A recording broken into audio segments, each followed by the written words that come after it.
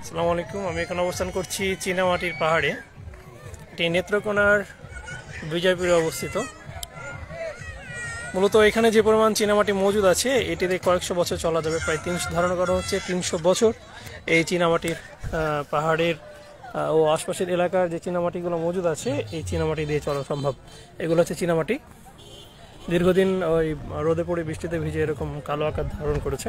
ওই পারের চীনামাটির যে অংশটা ওইগুলো সুন্দর আছে, এখনো দেখা যাচ্ছে। এই এলাকায় প্রায় সব পাহাড়েই চীনামাটি আছে। এই হচ্ছে চীনামাটির পাহাড়। এখানে এখানে গর্ত করা হয়েছে। এখানে বালিগুলোও, এখানে যে বালিগুলো দেখা যাচ্ছে এই বালিগুলো কিন্তু লাল ধরনের। এই যে বালির ভিতরে দেখা যাচ্ছে এই বালিগুলো কিন্তু লাল। এই হচ্ছে নেত্রকোনা চীনামাটির যে এইগুলো বালি, এই বালিগুলো কিন্তু চমৎকার। দেখেন চীনামাটির পাহাড়ের দৃশ্য। সূর্য ডুবে গেছে অলরেডি। সূর্য ডুবার কারণে একটু অন্ধকার অন্ধকার ভাব আসছে, না হলে আরো ভালো লাগতো দেখতে। পাহাড়টি তুলনামূলকভাবে একেবারেই ছোট না, খুব বেশি বড় না হলেও একেবারেই ছোট না, বেশ বড়ই বলা যায়। এই হচ্ছে চীনামাটির পাহাড়। এই চীনামাটির পাহাড়ের সৌন্দর্যে হাজার হাজার মানুষ প্রতিদিন ছুটে আসে এখানে। যারা এখানে আসার চিন্তা করছেন তারা আসতে পারেন। আশা করি আপনারা এখানে আসলে হতাশ হবেন না। এখানে দারুণ সৌন্দর্য দেখে আপনারা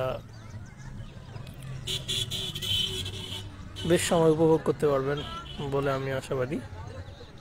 দেখছেন এই হচ্ছে চীনামাটির পাহাড়। শুধু এই পাহাড়টাই না, এটা মেন পাহাড়। সামনে এই লেকটা আছে, এই জন্য সবাই এটা দেখতে আসে।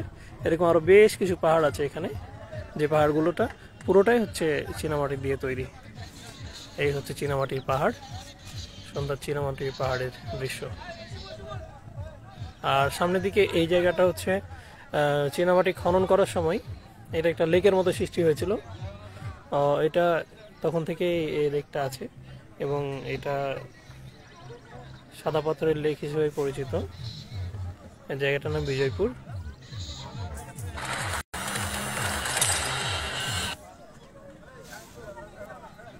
এই হচ্ছে চীনামাটির পাহাড়ের সৌন্দর্য।